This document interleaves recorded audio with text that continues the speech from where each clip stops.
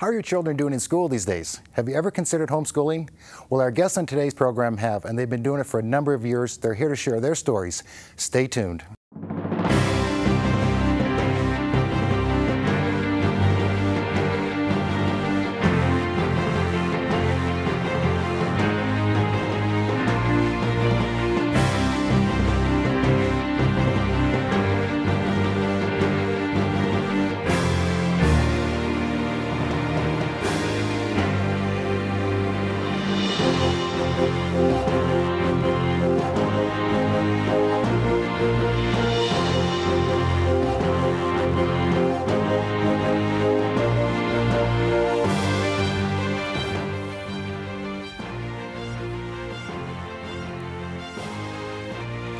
Welcome to Joy in Our Town.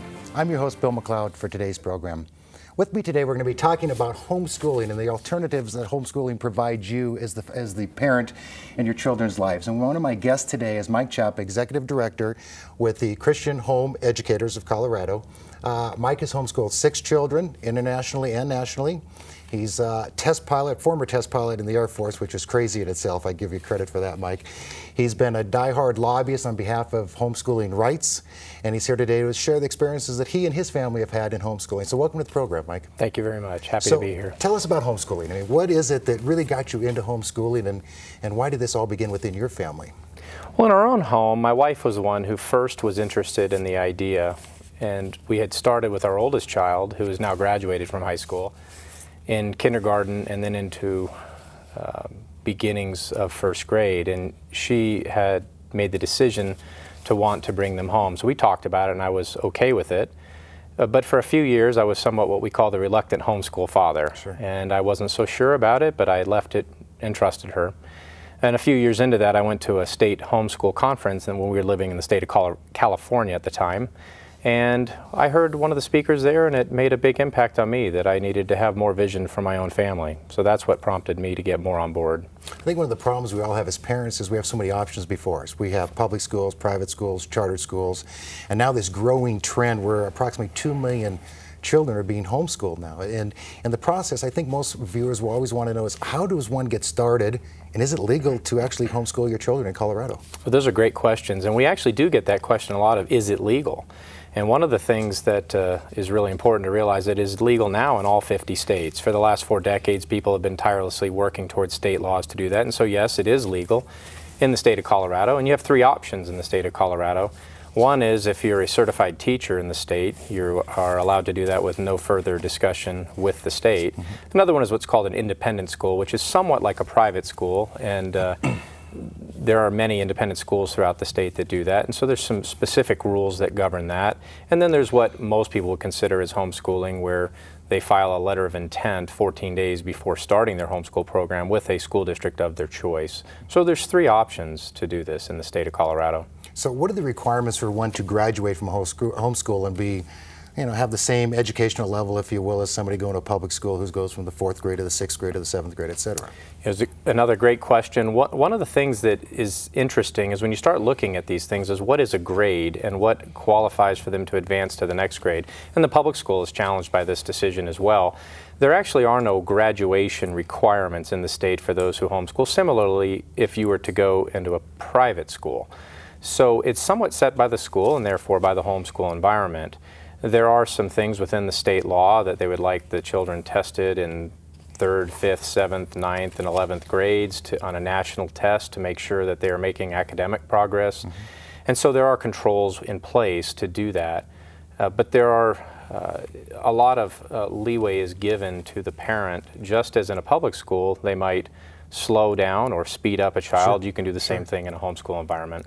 At Christian Home Educators, you guys have a wonderful website, and I saw on your website where you have Homeschooling 101, which kind of takes the parent through the steps of, is it right for you? I know you have seminars where parents can come and you can help them understand what you've experienced and what are the options. Tell us about the seminars you have in the Homeschooling 101 on your website.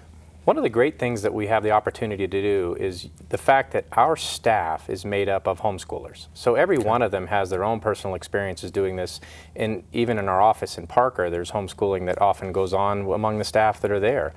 We provide introductory seminars for those curious about homeschooling, wanting to know more about curriculum, the laws, things like this. And then we have an annual state conference that is coming up in June. And that is another way that we bring in keynote speakers, and we have lots of workshops and other ways to equip people in not only making the decision, but then how to go forward with it.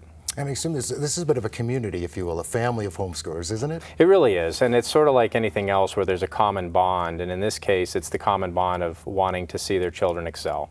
Well, and I think for me personally, if I'm thinking of homeschooling, I'm thinking, okay, where do I even begin? I mean, how do I know that I'm doing the right thing and I'm actually educating my children at the pace that they need to be educated at to keep up with children in other schools? And so my fear would always be is, will this help my child get into a college if they choose to go to a college? And homeschooling gives your child every opportunity as a public or a private school does, doesn't it? It does, and one of the great things about homeschooling is that each child, even within the same home, may go at different paces. And so when there's a parent-led education model, they know the child, they love the child, and so they can tailor the curriculum and the pace to each child as they go along and help them to excel, as opposed to a classroom environment where there may be 30 students and the pace may be somewhat at the median or the lowest common denominator, the different approaches taken. But as it approaches into high school, we actually provide a high school and beyond seminar as well to discuss the options of whether to go to college or whether not to go to college. But the decision to go to college has proven out, based on the statistics, that the homeschool children are doing quite well. The latest study, just released last year by the National Home Education Research Institute, Dr. Brian Ray, who does a lot of this research, he's peer-reviewed in the academic community, is showing that homeschool children are averaging around 85 percentile on their national test compared to what would be 50 percentile in the public school. So academically, the homeschool children are doing just fine. There'll be a spectrum, right? Some will excel in the public schools and not excel in the public schools, just as in a homeschool environment. All the children are different. But in terms of the decision to go to college, the colleges are now actively recruiting children. The Ivy League does this. The service academies have 5 to 10% now who come up through a home education model. And the reason they like it is because they become leaders and they excel. And so that is one of the reasons the universities are actually now seeking after the homeschoolers.